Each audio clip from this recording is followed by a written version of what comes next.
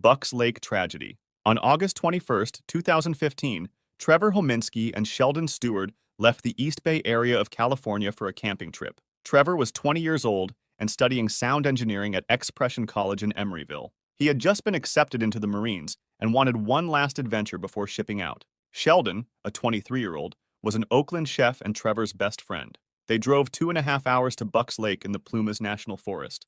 The area was lush and wooded, perfect for a weekend in the wilderness. None of them was familiar with the location, so they had to study maps before choosing a remote site near the Sandy Point Day Use area. They arrived on Friday night and set up a makeshift camp. They didn't realize they were just yards from a proper campground with services. They also didn't know that other campers were nearby. Both young men had used LSD together before around the Bay Area, but this time, Trevor wanted an ultimate experience in a remote location before his life changed. According to witnesses, he wanted to take as much LSD as he could without permanently damaging his brain. Each of them consumed approximately 10 doses.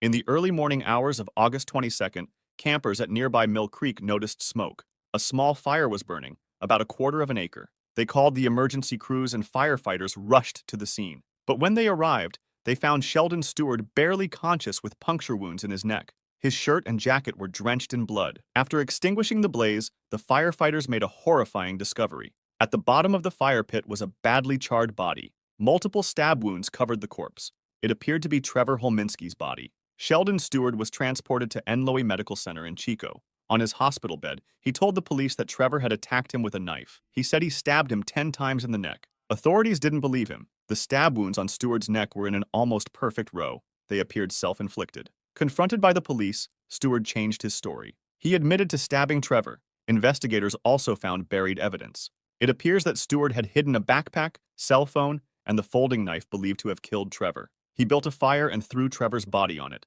He sat next to the body and smoked part of one of Trevor's cigarettes. During the trial in June 2017, Stewart's lawyers argued he acted in self-defense while under the influence of LSD. Plumas County District Attorney David Hollister argued the evidence showed Stewart was the aggressor. The jury deliberated for less than a full day. On June 13, 2017, they found Sheldon Stewart guilty of first-degree murder and arson. And on the 31st of August, 2017, he was sentenced to 26 years to life in prison. Pine Basin tragedy. On September 9, 2023, the Easton family from Paul, Idaho went on a camping trip to Boise National Forest. The family had set up their camping tent and settled in for the night. Quinn and Natasha Easton packed up their 8 children, including 8-year-old Cadence and her identical twin sister London, and their family dog. The family chose a dispersed camping spot on national forest land near Pine, Idaho, close to Anderson Ranch Reservoir. The location sat in terrain that had been affected by the 2013 elk and pony complex fires, which had consumed 280,000 acres of rangelands and forests. Around 5 a.m., while the family slept, a tragedy struck without warning. A massive pine tree fell directly onto their tent. The tree crushed everything beneath it. Deputies from the Elmore County Sheriff's Office rushed to the scene. However, Cadence Easton was found trapped under the tree. Despite immediate rescue efforts, she was pronounced dead shortly after. Attempts to revive her proved unsuccessful. The family dog also died in the incident. Quinn and Natasha survived, but faced devastating loss. The cause was determined to be an unfortunate natural occurrence. No storm or high winds preceded the tree fall. The tree simply gave way, possibly due to root damage or natural decay. The tragedy shocked the small community of Paul, Idaho. A relative, Aurora Pierce, created a GoFundMe page to help with funeral expenses. Within days, the campaign raised more than $31,000. Cadence was remembered as a bright, loving child who enjoyed the outdoors with her family. Her funeral was held at 2 p.m. on September 16, 2023, at the Rasmussen Wilson Funeral Home. Dyatlov Pass Incident. On January 25, 1959, 10 experienced hikers set out on a skiing expedition in the northern Ural Mountains of Russia. The group was led by Igor Dyatlov, a 23-year-old engineering student. All members were students or graduates from the Ural Polytechnic Institute. Their goal was to reach Otorten, a mountain about 6 miles north of the incident site. The route was classified as Category 3, the most difficult. One member, Yuri Yudin, turned back on January 28 due to illness. He became the only survivor of the tragedy. On February 1st, the group set up camp on the eastern slope of Kholat Syakhl. In the language of the indigenous Mansi people, this name means dead mountain. That night, something caused all 9 members to cut their way out of their tent from the inside. They fled into the freezing wilderness. Most of them were partially dressed or barefoot. When the group failed to return by February 12th, a search and rescue operation began. On February 26th, searchers found the tent. It was still standing but had been cut open from the inside. The tent contained their belongings, including shoes and warm clothing. Footprints led away from the tent toward the forest, about 0.9 miles downhill. Yuri Krivonyshenko and Yuri Doroshenko's bodies were found under a large cedar tree near the forest edge by the search team. Both were barefoot and dressed only in underwear. Between the cedar and the tent, 3 more bodies were found. Igor Dyatlov was found about 980 feet from the cedar. Zenaida Kolmogorova was about 2,067 feet further, while Rustam Slobodin was another 1,578 feet beyond her. All 3 appeared to have been trying to return to the tent. These first 5 victims showed no major injuries. They died from hypothermia. 2 months passed before the remaining 4 bodies were discovered. On May 4th, they were found buried under 13 feet of snow in a ravine about 246 feet from the cedar tree. These 4 showed massive internal injuries. Lyudmila Dubanina had major chest fractures and her tongue was missing. Alexander Kolovatov had similar chest trauma. Nikolay Thibault Brignoles had a fractured skull. Semyon Zolotaryov also suffered severe chest damage. The force required to cause these injuries was compared to a car crash, yet their bodies had no external wounds. The medical examiner stated the injuries could not have been caused by another person. Some victims had high levels of radiation on their clothing. Several bodies showed strange orange tans. Dubanina's eyes were missing. Soviet investigators concluded an unknown compelling force caused the deaths. The case was closed and classified, and the Dyatlov Pass incident remains one of history's most debated mysteries. The Dingo Attack. On August 17, 1980, the Chamberlain family went camping at Uluru in Australia's Northern Territory. Michael and Lindy Chamberlain brought their 3 children, including Azaria, their 9-week-old baby daughter. Around 8 p.m., Lindy Chamberlain was preparing dinner at their campsite. Azaria was sleeping in a tent. Suddenly, Lindy heard a baby's cry. She rushed toward the tent. As she approached, she saw a dingo leaving the tent. The animal was shaking its head. Lindy entered the tent, but Azaria was gone. Her blankets were still in place.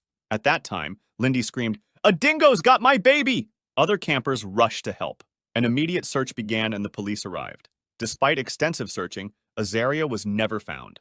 8 days later, on August 24th, a tourist found Azaria's blood-stained jumpsuit about 2.5 miles from the campsite.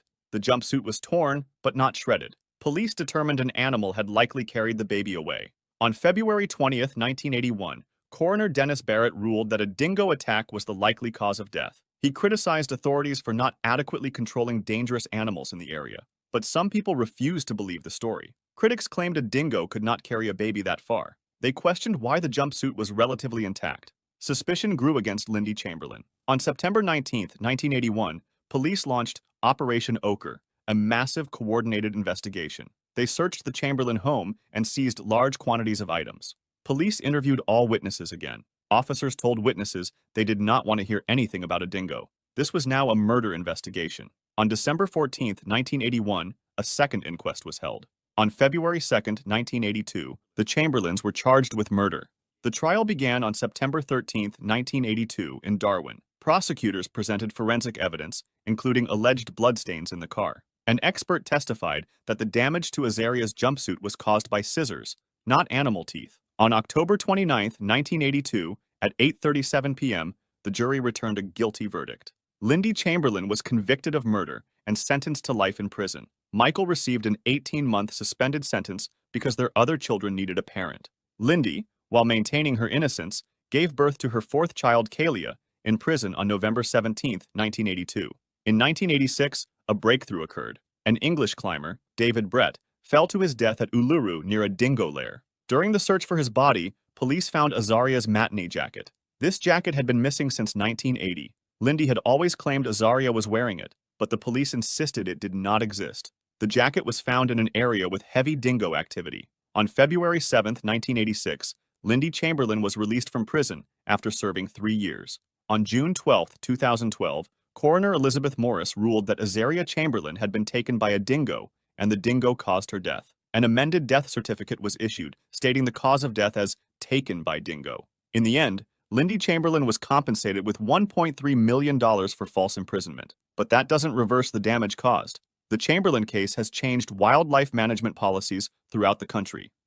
Lake Bodom Nightmare. On June 4, 1960, four teenagers arrived at Lake Bodom near Espoo, Finland, for a weekend camping trip. The lake measured roughly 1.9 miles long and 0.6 miles wide. Surrounded by woods and distant from major settlements, it offered perfect isolation for young couples. Mila Irmeli Björklund and Anya Tulikimäki were both 15 years old. They went with their boyfriends, Seppo Antero Boyman and Niels Wilhelm Gustafsson, who were both 18. The two couples rode motorcycles through the winding roads by the lake and stopped in town to pick up food and alcohol. Locals watched them with suspicious glances.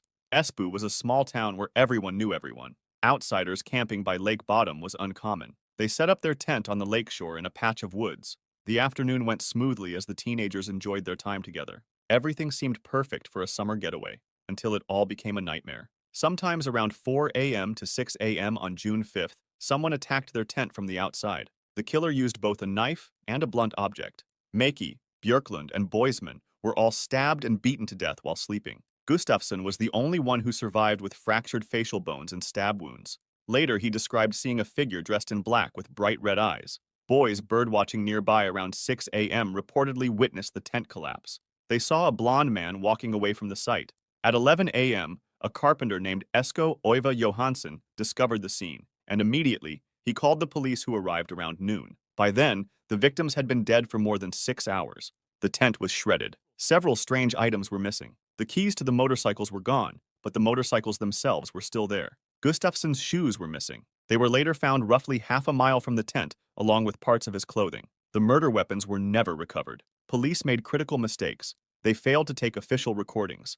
They did not seal off the area. Shortly after the police left, curious onlookers and campers contaminated the murder scene. Police tried to fix their mistake by bringing in soldiers to search for missing items, but the site was trampled further. Most items were never found. Suspects emerged over the years. Carl Valdemar Gillstrom, a local kiosk keeper, was known for his hatred of campers. He'd cut down tents with a long knife and throw rocks at hikers. According to witnesses, he confessed to the murders while drunk, but his wife provided his alibi. Another suspect was Hans Assmann, allegedly a KGB operative. In March 2004, the police arrested Niels Gustafsson, the sole survivor, based on new DNA evidence. But on October 7, 2005, he was found not guilty of all charges by the district court. The Lake Bodom murders remain Finland's most notorious unsolved crime. If you'd like to see more stories like this, make sure to subscribe and feel free to drop suggestions for the next video in the comments.